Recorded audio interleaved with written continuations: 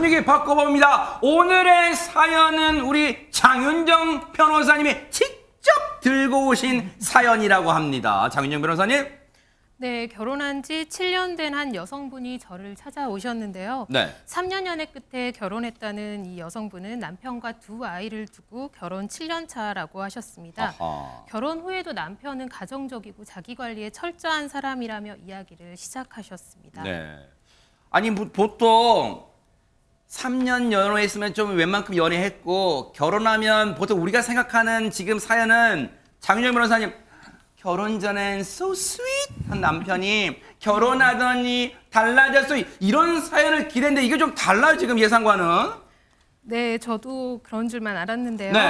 네. 이 여성분은 남편이 사용하던 오래된 노트북에서 한 소송 파일들을 발견하게 되었고요. 그 어허. 내용들을 확인한 뒤 너무도 큰 충격에 빠졌었다며 말하셨습니다.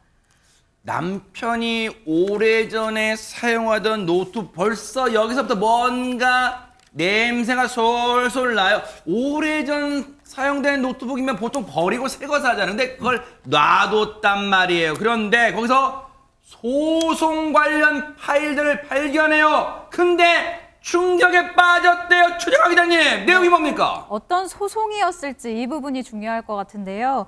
이 과거 유부녀와 불륜을 저질러서 그 유부녀의 남편 있죠. 이 남편으로부터 현재 내 남편이 손해배상 청구를 당한 자료들이 이 노트북에 숨겨져 세상에. 있었던 거예요.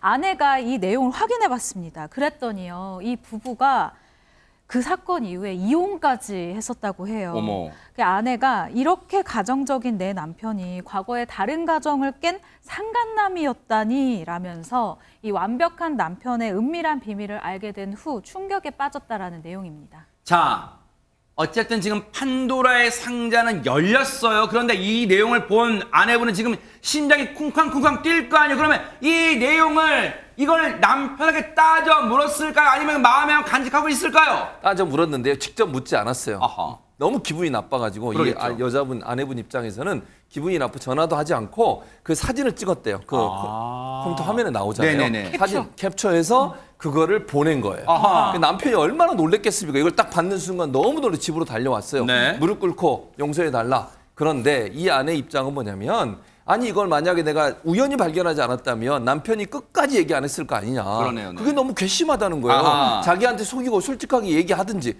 속이고 결혼까지 해서 끝까지 얘기 안 했을 것까지 생각하니까 도저히 용서할 수 없는 상황이 됐다. 이렇게 얘기하고 있습니다. 자, 도저히 용서할 수 없다. 뭔가 뉘앙스를 어떤 분위기를 풍기는 것 같아요. 아내분은 박성배 변호사님. 결국 아내는 이혼하자고 아이고. 이혼을 요구합니다. 네. 그렇지만 남편은 결혼 전의 일이고 전과가 남는 범죄도 아닌데 이런 일로 이혼을 하는 것 도무지 받아들일 수 없다는 반응을 보입니다. 즉 어머. 억울한 심경을 상당히 토로하게 된 것이죠. 아니 우리 사파가 선생님이 그린 이 상황 보세요. 무릎 꿇고 빌고 있는데 말하는 건요. 전과가 저 만약에 무릎 꿇고 이렇게 하는 거예요 지금. 전과가 남는 범죄도 아닌데 이런 일로 이혼한다는 건 너무 과하잖아.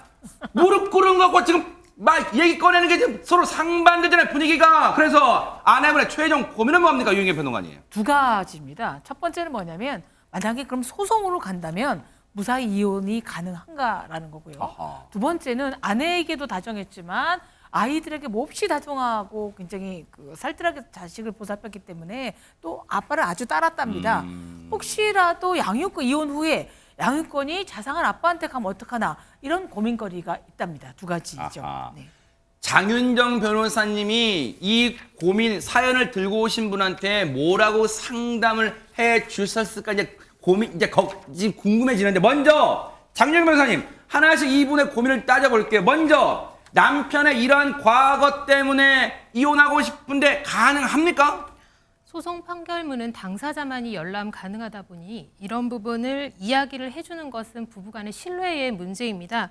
재판상 이혼 사유를 규정하고 있는 우리 민법 제840조 제6호에서는 기타 혼인 생활을 계속하기 어려운 사유를 이혼 가능한 것으로 보고 있는데요. 다른 소송도 아닌 상간 소송의 전력이 있고 손해배상까지 했었던 전력이라면 부부간의 신뢰를 깨기 충분한 것으로 보아 혼인 생활을 더 이상 지속하기 어려운 것으로 볼 수 있습니다.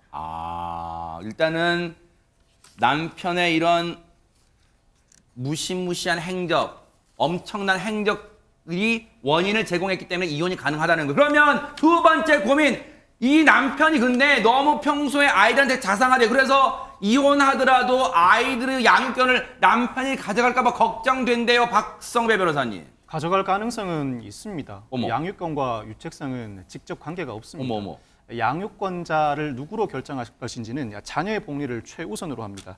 누가 아이들을 더 잘 돌볼 것인가, 아이들이 누구와 더 친밀감을 느끼는가, 무엇보다도 현재 양육 상태가 어떠한가를 중심으로 따지게 되는데, 다만 유책 배우자도 양육권을 가질 수 있다는 의미이지 이 사안에서 남편이 양육권을 가질 것이라는 의미는 아닙니다.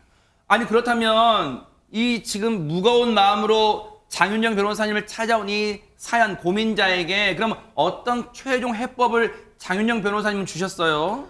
네, 저 사연은 다행히 재판까지 진행되지는 않았고요. 합의 이혼으로 마무리가 돼서 제가 합의서를 중간에서 조율을 했던 사연이었습니다. 실제로 경제력의 경우에서는 남편과 시댁 쪽이 월등했었는데 아이들이 많이 어렸던 관계로 양육권은 아내가 가져가고 양육비를 남편 쪽에서 제공을 해주기로 했는데요. 네. 대신 일반적인 경우보다 이 경우는 면접 교섭을 조금 더 많이 진행을 하기로 했었습니다.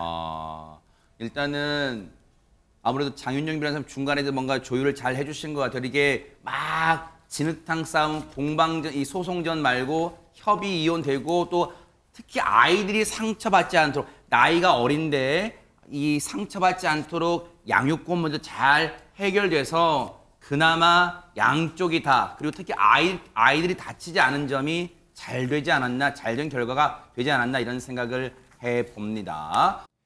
보고 계십니까? 대박 사건. 네, 안녕하십니까? 김명준입니다. 여러분과 함께하는 뉴스파이터. 다양한 소식과 뉴스를 보고 싶으시면 화면 오른쪽을 꾹 눌러 구독해 주시길 바랍니다. TV로도 유튜브로도 여러분께 한 발 더 다가가겠습니다. MBN 뉴스와 뉴스파이터를 사랑해 주셔서 고맙습니다.